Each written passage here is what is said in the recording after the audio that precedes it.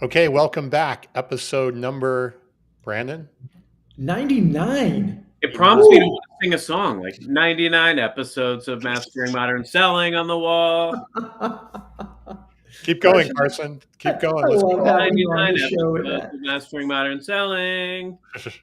You take one down, pass it around. 98 Well, episodes. so Carson, what does that mean for next week? Well, that means next week is episode 100, and we are welcoming back the gentleman who was in episode 50, the king of social selling, Daniel Disney. I'm excited. And I just got back from Disney, and I don't know if I'm more excited about Daniel Disney or Walt Disney, but man, I can't believe 100 episodes, guys. Wow. Yeah. Yeah. This is great. Well, and you know, it's before we jump into this, and I'm really excited about today's topic. I think it's extremely valuable for everybody. And aloha to Bob who joined us. But you know, we started this going. I had my fledgling little show that I had Tom come on as a guest when he first launched Revenue Zone book. And then Tom's like, hey, you got to get Carson on. And I didn't know Carson at the time. So I had Carson come on. And then I'm like, well, let's get both of you on. And then we're like, hey, let's do it again. And then it was like, hey, why don't we just do this for a while and see how it works? And that was 99 episodes ago with a couple different name changes as we pivoted and trying to find almost causing legal action. I mean, we've been through it on this show, you know? Right.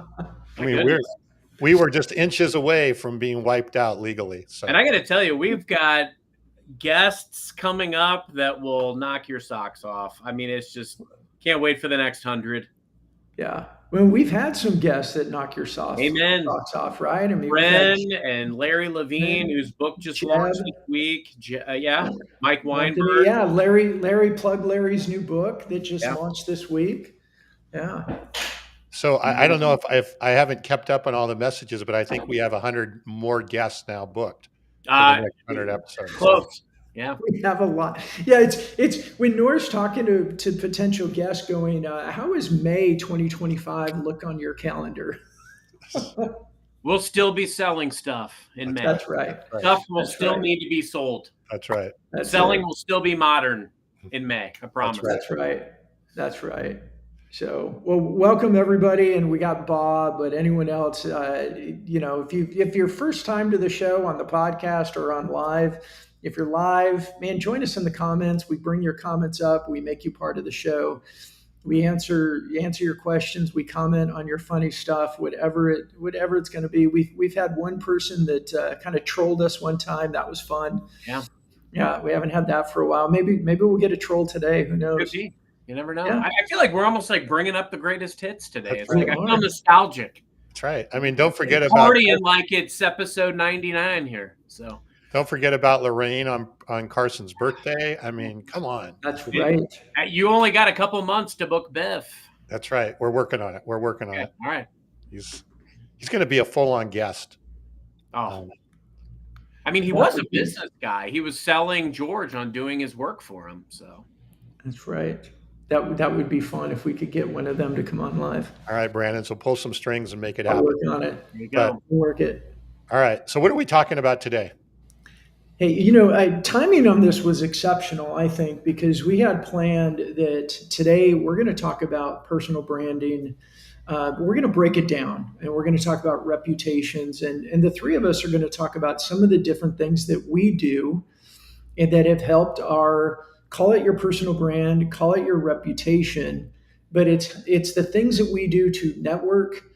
And as I like to say, business is always about who do you know and who knows you. And that is really Bob Maxwell Smart. That's right. Get smart. Get smart. Yeah. Sorry. You missed it. Distracted by useless pop culture references. So we're going to talk about that, but I want to preface it with last week. And if you didn't see episode 98 with Alice Hyman, you owe it to yourself to go listen to that because Alice brought a ton. And I loved how we started that episode, and she talked about CEOs being a sales preventer. which is probably the worst thing in the world a CEO would ever want to be said about them. And as she talked about, a lot of times they do it without realizing that they're doing it.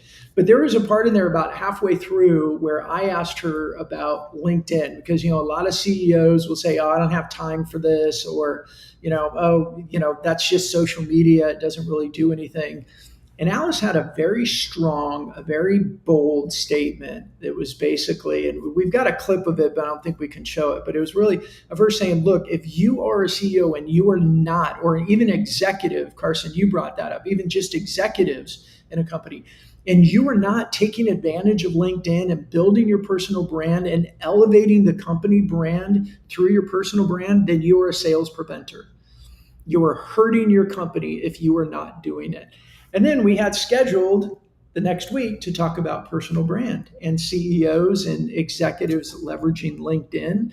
And so the timing was great. If you're listening to this and you've got the excuses of, oh, I don't have time, or this doesn't work, or I tried it a few years ago, or the one that I've been hearing lately is, oh, LinkedIn's ruined because of all the direct messages. If any of those are your excuses, I encourage you to listen and hear what we have to talk about with some of the tactics that either work for the three of us or work for some of our clients that should get you thinking and get rid of some of your excuses. Actually get rid of all your excuses. How's that for a setup, gentlemen? Oh, I love it. I mean, look, while you're talking, Brandon, I'm thinking about it, and I think you're spot on. I think a lot of people, C-levels, executives, they're going to be thinking of themselves, my old tried and true methods are good enough. My Rolodex is good enough.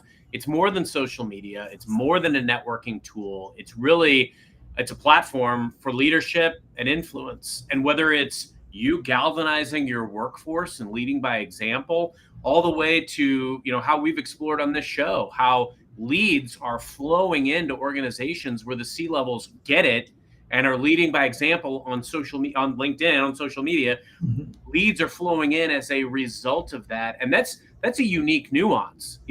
Leads don't necessarily flow in just because I'm making my daily post. We've got platforms, and I think we're going to talk about that on this show today, kind of how we've leveraged books, ebooks, podcasts, things of that stature to build that brand. CEOs and executives, they have a very unique ability to leverage this to their organizations and their team's advantages, and they would be remiss to discriminate against that part of their audience. It's that simple.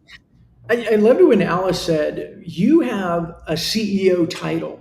Leverage it, because everybody wants to talk to the CEO, right? They have an account manager or whatever their title is, and people are like, but you have a CEO title. And I always equate that back to at a trade show or at some sort of a conference, we start scheduling meetings. What do salespeople do? Oh, CEO, could you come join me with this client? Because we want to go back to the client or the prospect and say, our CEO is going to join us. Why? The CEO brings so much credibility to it. We leverage them, their name, their title to get prospects to come speak with us. We have this platform called LinkedIn and other social media tools. I think YouTube is very powerful as well, that we can be doing this 24 hours a day. And if you don't know what to do or what to post with it, go out and follow a few prolific CEOs. I used to work in the healthcare space, and I had some very large med device organizations. I go out and I follow their CEOs. They were very prolific on LinkedIn, and I rung the bell, so I was notified every time they made a post.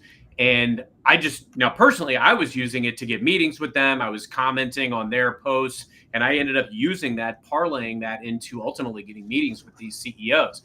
But if you're an executive and you want to know kind of a blueprint, go out and follow some of these prolific C-levels. See what they're saying, how they're engaging, from how they're talking about innovation that's happening in their organization, recognizing their people, putting posts out, recognizing their teams. These things motivate and inspire their internal organizations, but they also show how these organizations are leading the charge in their desired industry and solution area. You can do that too.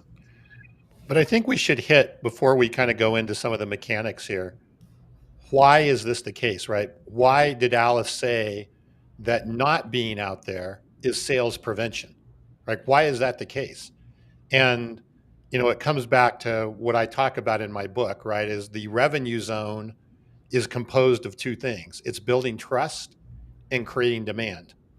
And what I have certainly learned, even since writing the book, is creating demand for my product and service is so much easier if I've got that foundation of trust and know, like, and trust in place versus trying to create demand when nobody knows who the hell you are or why they should, care about you.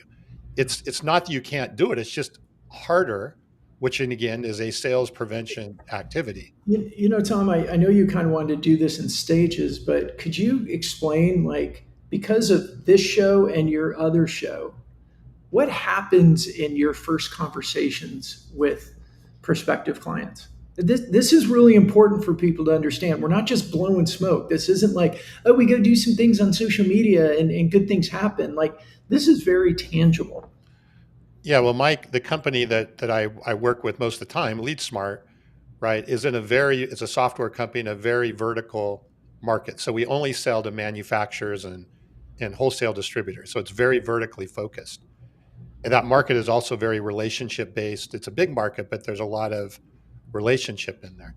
So when we created the other show that I'm a co-host of called Around the Horn and Wholesale Distribution, what we do each week in that show on LinkedIn is we talk about the news and what's going on in that industry. And we just actually celebrated our 100th episode a few weeks ago. So we've been at it now for a while as well. But it's myself and that's right, fist bump. It's myself and my partner. We do this and we bring on guests from time to time, but we review the news. We have a newsletter that goes out and we review the news, technology news, and so forth. The point being is, right, we probably have on any given week several thousand people in that industry that are exposed to that through the podcast or through LinkedIn, through that show. Kevin, my partner, who is just at a show coming home right now as we speak, right, when he goes into a show or even gets on a phone call with a prospect, the majority, pardon? In a live trade show. Live trade show.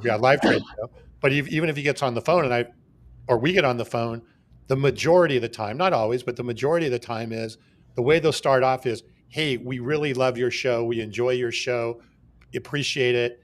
And it's your thing, Brandon. They already feel like they know us. And what happens is the quality then of the conversation as it relates to sales and the prospect goes way up, right? Because we're not walking on eggshells and it's like everybody feels like they're friends almost. And so the quality of everything then goes up. And it doesn't mean everybody buys, but you don't get ghosted as much. If they're not going to buy, they end up saying they're not. And when they communicate or whatever the case may be, because the relationship is there. And that all came from that show. And that's just one way of using LinkedIn, right? It's not the only way of using LinkedIn and social. I mean, look, you've got this unique opportunity, whatever your role, but especially for executives, where you can engage your audience in a number of ways.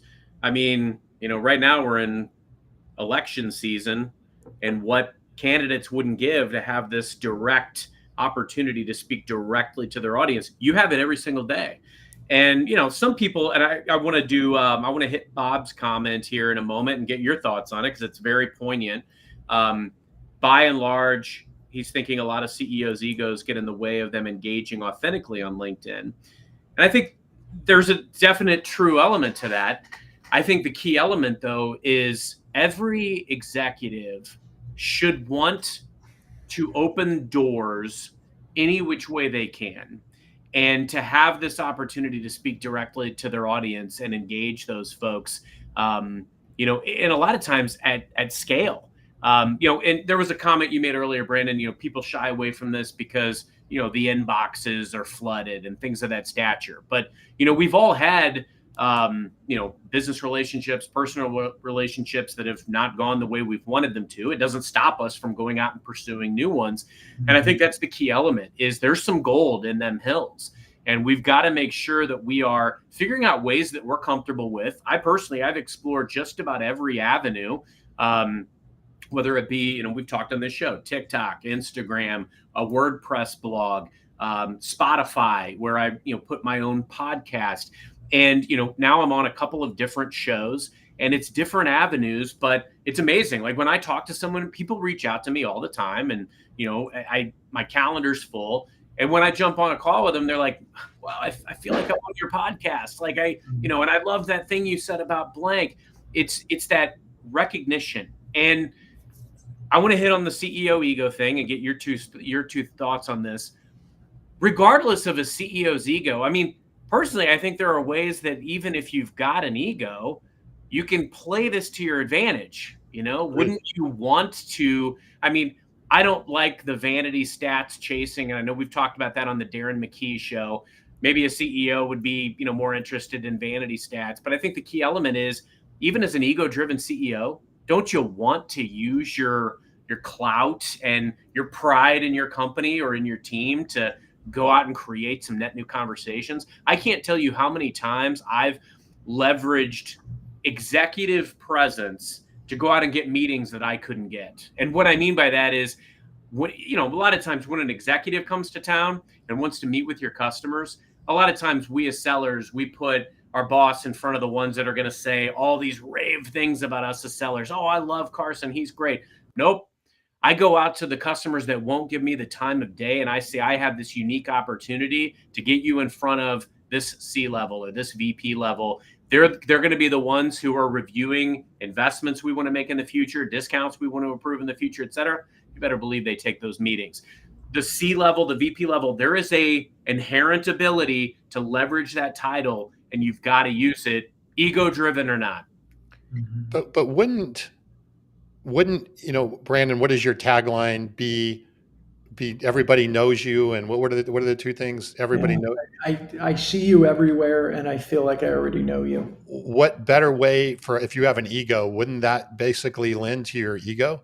I mean, if you're walking through a show or a hotel or whatever, and somebody reaches out to you, and so, I mean, I can't imagine it would play right into if your ego, I mean, heck, look at Brandon. I mean, he's got the biggest ego I know, and look at how everybody knows Brandon when they see him. Right. I mean, hell, I have people walk up to me asking me, Brandon. Right. Oh my gosh. We got, from episode 101 on, we got to come up with a new talk track around that. Oh, it's so good. We got to keep goosing it. I know, you're allowed to. You guys are just jealous that you weren't on Back to the Future. I am. I wasn't old enough, but right. Oh, wow. I like that backhanded compliment. That's good. Hey, look, I want to address the ego thing, because Bob, I disagree with you. I don't think it's so much ego. I think it's fear and ignorance. And there is some ego in it as well, I'm sure. But look, I think they have a misperception, and I talk about the false beliefs around LinkedIn or social media. They tend to think that social media is self-promotion, and they want to stay away from it, because then it seems like they are pushing their own agenda, and I have an ego. I think it's a bit of an education in realizing that this isn't self-promotion, it's brand promotion, leveraging the title that you carry. And the way I try to get people to think about this, thank you, is, and it depends on the era that you grew up in, but if I say the company, Carson, hold on. If I say the company Microsoft, who do you think of? My CEO. Right. But in other people might say Bill Gates. If you say Apple, who do you think of? Jobs, Tim Cook. I say SpaceX, who do you think of? Elon. Right? Say Virgin, who do you think of? Yeah, Branson. Right. What they did is they leveraged their personal brand, their reputation, because you can connect better with a human being than you can a brand. So they leverage their personalities, their reputation, their personal brand in order to elevate their companies. And just because they're large enterprise, multi-billion-dollar companies, your $5 or $10 million company or $50 million company, the same rules apply. And we know that it's true because if you've gone to the same trade show for 5, 6, 10, 20 years, When you go there and you walk around and everybody knows you as a CEO, what does that do for your team? Well, it gives them confidence. It gives them pride. They get more people say yes to have meetings with them. Your HR person, when they're reaching out and recruiting somebody, they go, oh, I know who your CEO is. Yeah, tell me more. It opens up so many opportunities for your company. We just have to get rid of these false beliefs. It's not self-promotion. It's brand promotion. The other thing is, it's not your kids' social media. We're not saying do duck faces and be all me, me, me, me. We're not influencers on Instagram. You're being influential. And Carson, to what you said earlier, and I thought of this is, and I love this one. If somebody just think for this for a second. If you go to a conference and you spend a whole bunch of sponsorship dollars to have a breakout session and be on stage, you're paying 25 grand, you pay 40 grand, you pay more, whatever that price point is. When you have a show on LinkedIn and you have a place that you can publish content every single day and be in front of tens of thousands of people for free. I love it. Something else too, Brandon. I mean, you called out one of the big inhibitors, and that's the time restraints, or even just finding the right tone, not knowing what to say. And I would challenge C-levels, executives today that have those thoughts. First off, it's not as big of a time constraint as you think. There are ways to scale the content. And what I mean by that is, something that I may put out on LinkedIn may also go out on my blog, on Spotify, on WordPress, on Instagram, on TikTok, on Facebook, you name it. So it's a way to touch all of those potential audiences. And not all of them are going to be relevant for your business, but some of them may. And the other element is finding even ways to broaden your horizon. I did a presentation about a month ago to a group called the Leadership Development Program that we have at my company. And what I love about it is, this is something that I wish was more prominent in other organizations, but it's basically taking a group of individual contributors. They're nominated every year by their leaders, and they go through a full, course, a full curriculum. And I did a presentation on brand and on career progression. And one of the things that I talked about was how some of these types of things, the different ways that you can do these things to engage. And what I actually did from this is I took the transcript of that call and I was able to turn it into multiple social posts in seconds flat with AI. And, you tag a picture with it or a quick video or something like that. There are ways that your content can continue to touch lives, engage meaningfully, and have the desired intent at scale without you really lifting much of a finger. And that's what I challenge people to look at. These are things that you couldn't have done a year or two ago, but now we can. And so I challenge you to think about how you can, take that YouTube video or that interview that you did a year ago, take some of those golden nuggets and present them to today's audience. Because here's the thing, being on LinkedIn is a great way to develop the trust and credibility with your audience that you seek. And you can do it very easily, and it doesn't take near as much time as you think it does. Carson, that's excellent, and you're so spot on. I love it, and I think Jeff Leisure. Hi, Jeff. Thanks for joining us today too. His question, I think, lends to that as well. Is there a better ROI to a CEO than being visible? And there is, and I want to answer that in a second. But Carson, you're talking about they're scared or they have an ego. My pushback, I believe it speaks. The CEO's hesitation, I'm trying to get my brain around this, the CEO's hesitation has more to do with Jeff's question than anything, I believe. They haven't connected the dots to the value proposition more than just, oh, you want me to be visible on LinkedIn. It's an investment. It's an investment, and it's a strategic investment, and it's a targeted investment. It's top to middle of the funnel, yes, to speak to Bob's question about their bias towards immediate response. I get that. It is top to middle of the funnel, but if they started to understand and really took time, I find a lot of times CEOs, I was introduced to somebody last week week before, who's a CEO, and said, "Oh, you got to talk to Brandon about this LinkedIn stuff." And when I got in an email exchange with him, he didn't even want to hear it. It's like, "Oh yeah, we tried LinkedIn before, it didn't work." Well, what the hell does that mean? What did you do? When did you do it? Like, there's a lot of things that don't work. That's like saying, I tried dating and it didn't work. So exactly. I tried cold calling and I put my 4-year-old daughter on the phone and it didn't work. So the phone doesn't work, right? It's, if you had an issue with your supply chain, you would go figure out how to fix it.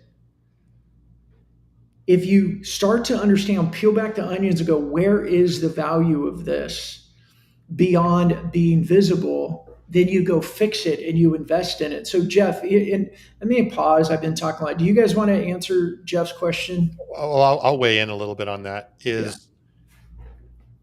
it comes back, and I want your take on this, Brandon and Carson, from what you've seen. But remember I said before, right? It's a lot easier as an executive to make, or for your company to make sales if in fact you're known, right? And there's trust in who you are. I would suspect that carries over to other parts of the business. It carries over to recruiting. It carries over to employee retention. It carries over to really all aspects of what your responsibility is as a CEO or an executive, right, in that business. So you talk about an ROI. The ROI goes beyond the dollar and cents of the sales. Yes, it's going to remove friction for your sales team. It's going to potentially remove friction for your recruiting and your HR teams.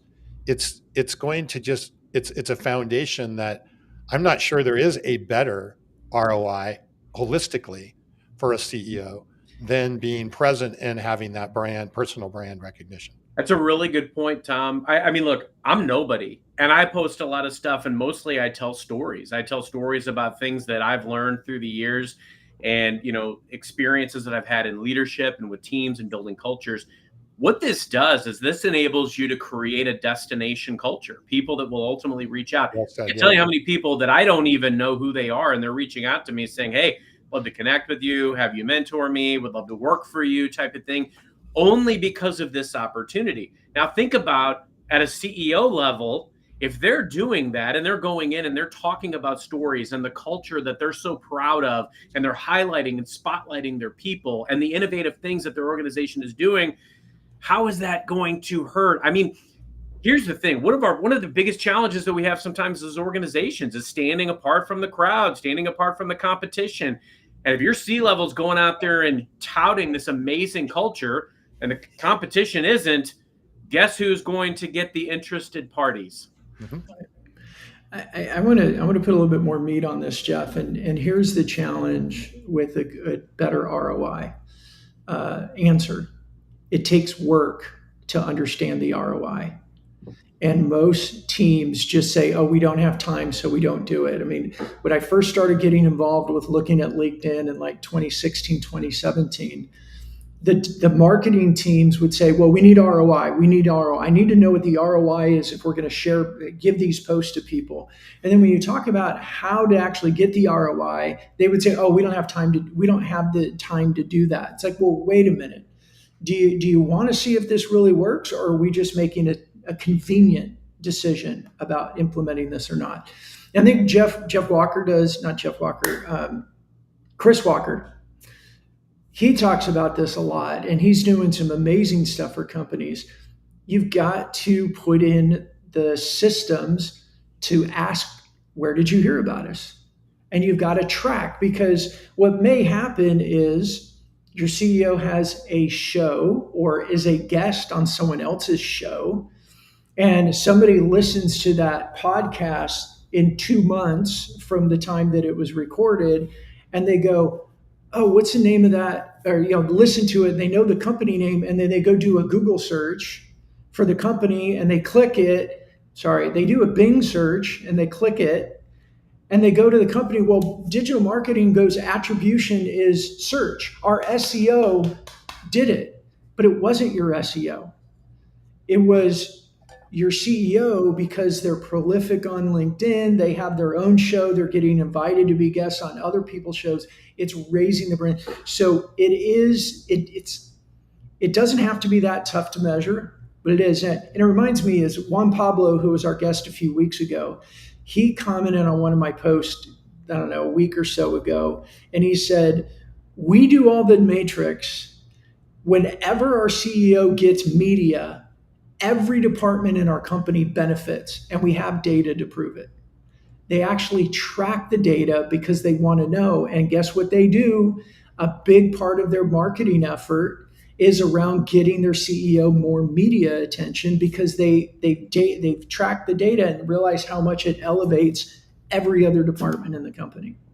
Now, and Jeff, you make a great point. It's tough to measure the benefit, and it's rarely immediate. That's very true. But there are ways to do it. And I would encourage any organization to at least starting to create some type of mechanism to track these things. And Brandon, you talked a couple of times about, the value of having a show. I was mentoring somebody earlier today, and I was talking about like getting them on shows. This is a VP level individual. They're trying to, really build their brand. And I was talking to them about like how I started getting on shows. I literally went out and I started sending emails to people. I looked up sales podcasts and I started sending emails to the producers of or the hosts of the most prominent shows. I got yeses from Jeb Blunt, Jeffrey Gitomer right out of the gate. I mean, I was on these guys' shows years ago when I was literally a nobody. And then a tide turned after a couple of years, and I'd never asked to be in a show again. It was always me getting requests. But my point is, you're right. These things are not immediate. But I challenge you to look at the things that are feasibly possible. Another thing I told this gentleman this morning, I'm like, this person is on some shows. They've done a lot of content. They're starting to, make a lot more prominent posts. Cultivate this stuff together. Make an ebook. Now you're a published author. Like, there are things that you can do that continue to be investments in your brand. And to Brandon's point, like, you're not going to necessarily be able to attribute every single one of these things to what you're doing. However, as you start to have some of these conversations and you're asking the question, hey, how did you get engaged? Or, when you get the messages from prospects and things of that nature, and you're digging in a little bit more to find out, one of the biggest things that one of my greatest mentors ever instilled in me was, Carson, it's great that you're this great social seller, but what does that mean for anybody beyond yourself? As you continue to build your brand and your value to your company, you want to think about how you're realizing outcomes, but also having broader impact. And so I started tracking anywhere I could, and not all of it's tangible evidence, but anywhere I could, I would track the tangible evidence and outcomes of the things that I was doing, whether it was for my peers, for colleagues, now internationally. I contribute things to global audiences within my organization, and I can track these things sometimes by even just soliciting them based on what they're getting, what signals are they getting. And the last thing I would say on this is revenue and year-over-year growth are also great barometers of, hey, if I'm doing a lot of these things and I'm seeing the revenue and the growth, I've got to get sold on the process at the end of the day. But if you're seeing the gains that you want to see and you're putting yourself out there in all the areas where your audience can be, that's a net positive, period. Well, I'll just piggyback on what you're saying about revenue. There are 3 KPIs that we started measuring about a year ago related to this. And it's interesting. None of these are attribution. These are outcomes. So there were 3 things. What were the number of opportunities that we had come in that close at a higher than a 25% close rate? So in other words, high quality opportunities that close at least at 25% rate or better. 2, what was the value of those opportunities? And 3, what were the speed of which they closed, the velocity, right? Mm-hmm. Those 3 things together. I mean, let's think about it. Almost, if you look at any business, right, what do we want? We want higher quality opportunities. We want higher dollars, and we want faster results. That's what we want. So we measure those things, not that we can attribute anything specifically. Oh my God, that guy watched our show, so therefore. But if you look at holistically what we've been doing, the results that we're seeing on those, and the value and the average contract value was up over 100% in the last year. Wow. Right. That's a huge, I mean, let's pause there for a second, because that's not something to just, say and move on.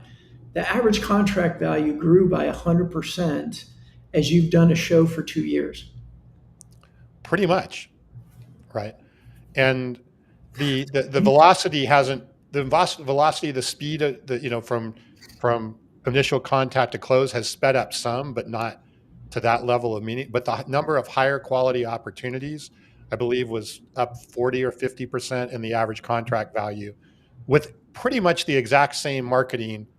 From it wasn't like we tripled our marketing budget or anything like that. Now, there's nothing I can attribute that to, right? I can't go and say he watched that episode, so. But if you just look at the outcomes, right, then you have to trust and believe that the foundation of that trust helped create the demand. People are willing to spend more money and do more things faster. Some of the parts. And Jeff, I would say too, some of the tangible ones you can start looking at is you can look at your analytics and visits to your website. You can look at opportunities that are created or even conversations that are started. You can tangibly look at inbound leads that come in to either the CEO or someone on the team that says, hey, I've been following you and I'm curious about this. Like we have a client, a fist bump client of ours, who landed their biggest client, I think it was 6 years, their biggest contract in 6 years. And somebody walked into their booth, and we did a program around driving traffic to their booth with LinkedIn content and some paid ads. But the guy walked right into the booth. He looked and he said, I've been paying attention to your videos. I'm really curious about this, and I've been waiting for the show to talk to you. And of course, my client kind of looked at me like, you said that was going to happen. And it happened. And then several months later, they closed their largest contract in 6 years, I believe it was. So Jeff, there's a lot of easy ways to be able to track the ROI too, by looking at some of the typical attribution points. But you also need to be a little bit, I guess, deliberate and ask some of those questions. And I could tell stories of, we have a client that we've been serving now for a little while, and I even spoke at an event for them, but it was their enterprise sales leader sent me a connection request, said, I've listened, somebody introduced me to your show, I've listened to the last few episodes, I'd love a chat. And then 3-4 conversations later, they're a fist bump client. They asked me to speak at one of their events, but it came from the show, and it's trackable. I can show you the initial connection request that came in from it. So it's not impossible. I think the key is, do you really believe that there's value, and are you really doing the research to understand the value? I still think, going back to Bob's initial about ego, I think there's a hangover of 10 years ago, we hired a LinkedIn trainer to come in and do a half-day session, and we all changed our LinkedIn profiles and nothing happened. Well, yeah, it was a waste of money. It didn't work, but that's not what we're talking about. And, we used some employee advocacy tool, and we had posts that were created. Now, first of all, I find a lot of marketing departments, they create content that's more like a billboard. It's like a brochure. It's trying to sell product. And when you publish that to your personal account, that's like walking up to a prospect in a networking event or in a bar at a conference and just putting your brochure in their face and not having a chat, not having a conversation. But there's some of these old hangovers that they still have in the back of their head, and they just go, no, we tried it and it didn't work. It's like, well, that was 10 years ago. Yeah, I think to your point, Brandon, there is a lot of evidence that you can spot if you're looking for it after a while. Are you going to be able to get like an attribution report like you can dump out of a Google ad or a LinkedIn ad or whatever? And no, but there's a lot of evidence that you can see developing that is showing what you're doing is actually working. Unfortunately, or whatever, that evidence sometimes takes a little time to materialize. It doesn't happen after the first day or the first week on there. I wanted to hit Bob's most recent comment here. He says, isn't this just really just a matter of a chosen marketing mix? Everyone has a different ratio of channels. Some weigh LinkedIn more heavily than others. I mean, they're wrong for not engaging in LinkedIn on their roadmap. I have a take on this. I'm interested in you guys' take on this as well. I don't look at LinkedIn or let's just not even call it LinkedIn. Let's call it personal brand building as a channel. I look at that as a foundation of which then I can build channels on for other purposes and other marketing campaigns. So I don't see LinkedIn and personal brand building as a marketing channel, but a foundational element, again, of which then I can build other campaigns on. Am I looking at this right? I mean, I think of all the possible ways that LinkedIn could be leveraged for a CEO or for an executive. Certainly, marketing could certainly play more in different arenas, right? But I think beyond the marketing element, I mean, we talked earlier about the recruiting, retention, building a culture.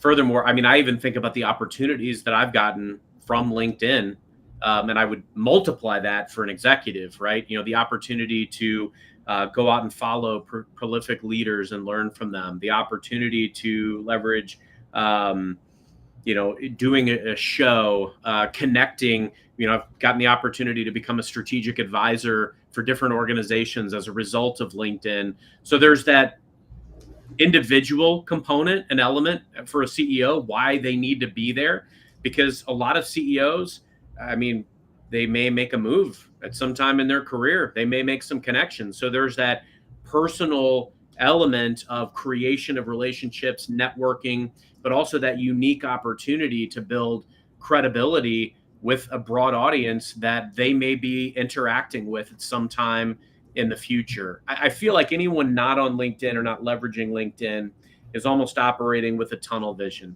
It reminds me of when I long ago worked for an organization, and I had a manager who literally, you know, said that if they started a business today, their first thing that they would invest in would be in the yellow pages. And this was after internet, after, you know, Google. And I feel like if you're not investing in LinkedIn today in some way, personally, professionally, and also in ways that it can make your organization's brand embellished, look better, shine and sparkle, then you're missing out. Mm-hmm. Yeah, I think, you know, change the lens that this isn't LinkedIn. This is networking. It's meeting people. And we never went to one networking event, came away and go, well, that was a waste of time. No, it was always, we'll go back and go back and go back. And then we didn't always go, well, who exactly did you meet and did it become an opportunity? It was like, no, I'm building relationships with people, and then opportunities start to come or referrals start to come from it. I think, you know, to Bob's point,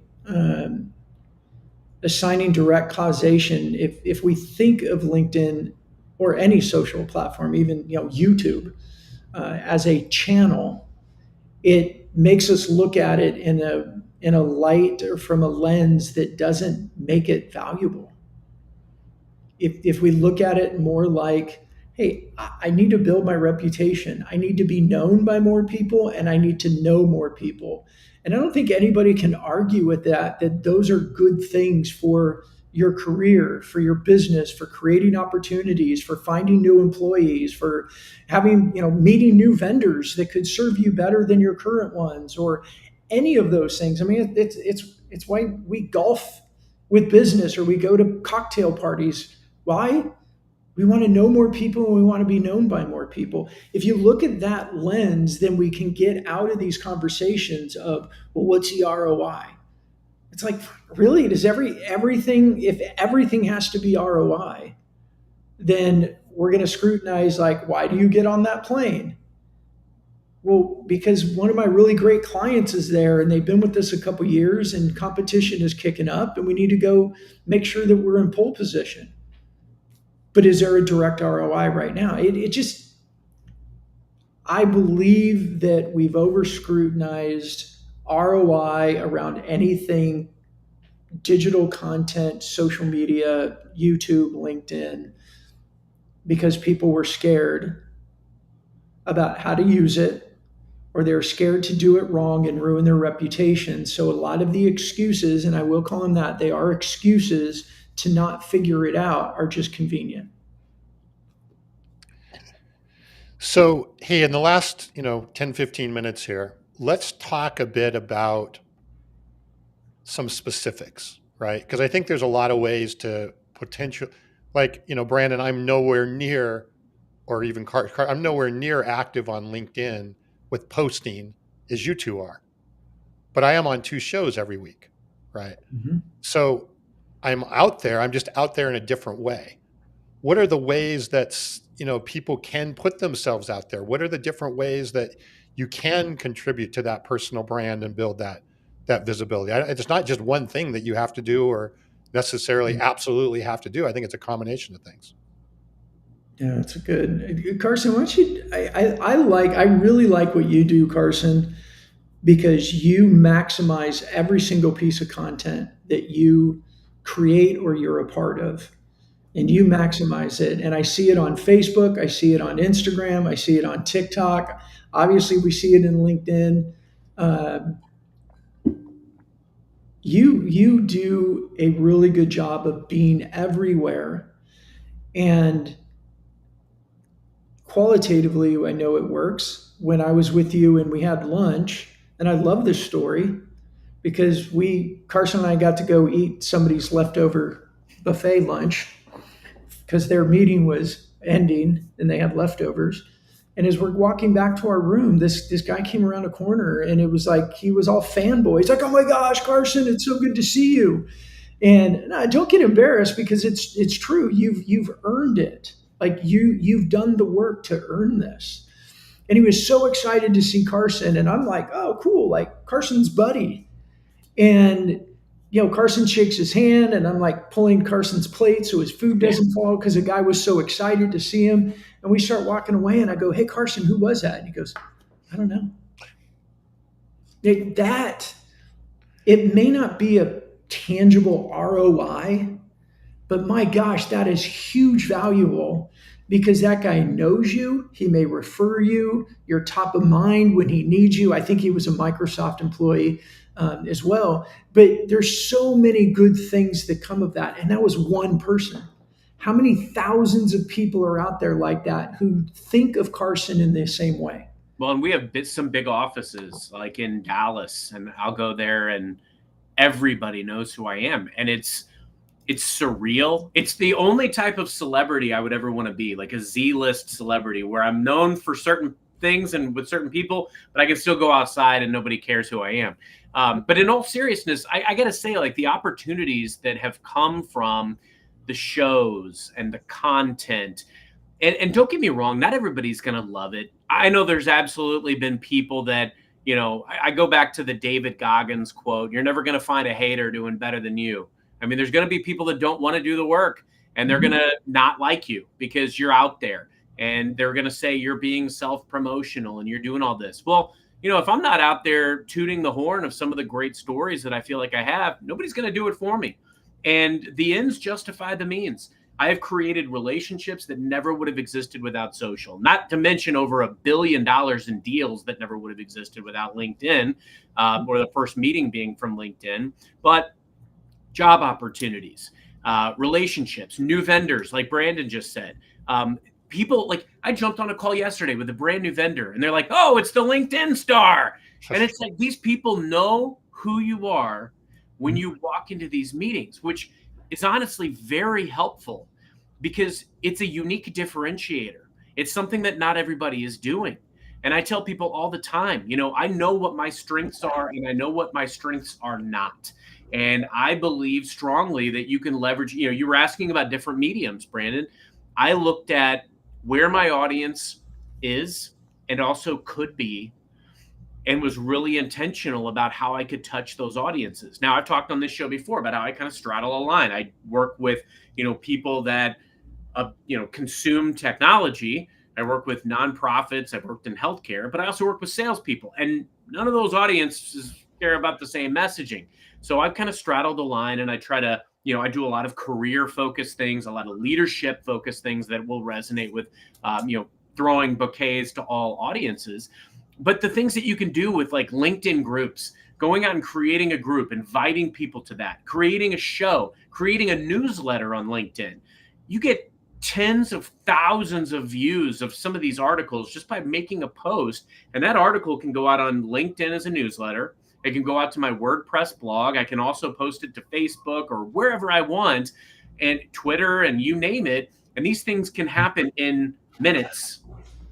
And the way that you can repurpose some of this content now with AI, I can pull a transcript from something I did 6 months ago and turn it into today's post, tag it with a recent picture, and it gets a lot of hits. And so being able to think strategically and intelligently about how you can put the message out there that represents what you're about, engage the audiences in as many places as possible, build community, like with groups and fostering connections, but also encouraging other people to share and contribute, promoting their posts, going out and commenting like we've talked about on this show. There's so many things that you can do to create genuine relationships, but also establish what you're all about. And I have to say that the results of going down that personal brand path about a decade ago, I don't know that I've made many better decisions in my life other than marrying my wife. Yeah, and I want to say something, Carson, for a purpose, and I don't mean to embarrass you with this, but I had somebody one time say, I don't get Carson. I don't get what he does on there. And I said, well, what don't you get? And they're like, well, his message and this, and I said, well, how do I say this the right way? I was a little bit direct and maybe a little bit blunt, maybe a little bit borderline rude, because this person as a CEO had zero presence on LinkedIn. Like not zero, but not much. And I said, well, let me ask you this. If you could have Carson speak at an event for your company, would you want him there because he would draw a bunch of people? Well, yeah, that'd be great. And I said, then what don't you understand about what Carson's doing? Wow. Right? And I think that's an example for me of people that are scared of doing this LinkedIn thing. I don't think it's so much it's the ego. I think it's confidence. I think it's self-esteem. And even look, I've been a CEO for 25 years, and I'm one of the most insecure people out there at times because it's scary. Same. We're not telling people to do this to the nth degree either. Nobody, like Tom, you said earlier, like you're not posting all this stuff every single day, but you're doing multiple shows and you're doing it your way. Like, I think that's what we're ultimately saying. Find your way, find your sweet spot, figure out where your audience is. But we're going to absolutely recommend all the channels by which you can explore to potentially meet your audience. And I would say the same thing. I'm very introverted. I have a lot of insecurities, but I've gotten over them over time. Before these things become comfortable muscles, they are very uncomfortable muscles. When I made my first YouTube video, I was terrified. That was back in 2010. And it blew up. All my old coworkers and my, colleagues, they were loving it, and it just encouraged me. It just became, it added momentum. And I would tell you, like, if your social presence today is a tiny little snowball, the way to make it an avalanche is by accumulating momentum, by exploring different mediums that you're comfortable with, learning about them, studying them, trying them. And don't just give up when it doesn't work. We don't give up things and go back to comfortable ways of mediocrity or comfortable ways of failing. We figure it out, like Brandon said earlier. And I want to quote Carl Liba, who was our guest. I think, Carson, you were gone. You missed a great episode. I was on that show. I was on that episode. You were? Okay. Yeah. When I first, in a public speaking class in college, we were told, just picture everybody in their underwear, which I don't know if you can get away with that anymore. But the idea behind it was take the pressure off that they're just human beings out there. They're just like you. Carl really impacted me when he talked about, I just think about everybody being the 8-year-old version of themselves. They're just an 8-year-old version of themselves. bring that to LinkedIn as well. Just be yourself and think about your audience as their 8-year-old version of themselves. Because when we were 8 years old, everybody was our friend. Everybody liked us. We liked everybody. And, unless something happened, you fought over an eraser or something. But overall, you were friends with everybody and you thought everyone liked you. If you can bring that into this LinkedIn thing, that's half the battle. There's a bunch of stuff about imposter syndrome, and I don't talk about it a whole lot, but it doesn't mean I don't think it's real. I think it's the most important thing in the world to get over. But by talking about imposter syndrome isn't it. I think we talk about the value proposition, we talk about strategies, and we talk about what is your strategy that works for you. And let's start there, and we can start small and work our way up. You don't have to do a show day one. You don't have to publish every single day, but just figure out how to start, because it's like being in your entry level job and your boss tells you you need to go to networking events because you need to go out and meet our customers. And you just go, no, networking events don't work. BS. So, as we wrap up here, episode number 99, I think today's episode, it's interesting. I was thinking back, we started with social selling for newbies, right? Then we changed it to social selling 2.0. And then we changed to mastering modern selling over the last 100. But everything we've talked about today, I think, is a culmination of pretty much everything that we've been talking about for the 99 episodes. It's profound. No, but it's true, right? When you think, it's like, it all comes back to, I think, this foundational element. I think we've got the point. As we move ahead to the next 100 and the next 100 guests that we've got queued up here going forward, everyone's going to bring a bit of a different take and a different perspective, whether it's sales management or sales or whatever it is that they're bringing to the table. But everything I think that they're going to talk about will be enhanced and is enhanced by the things we just went through today and got here. And I think we've got the point. I think we really made the point. So, and it is a foundation. You guys remember when we started, we said, hey, the three of us are going to do this show. You guys remember with social selling for newbies? Yeah. That's when I was saying, I don't want the word social selling. And we have Carson's the producer and known for sales.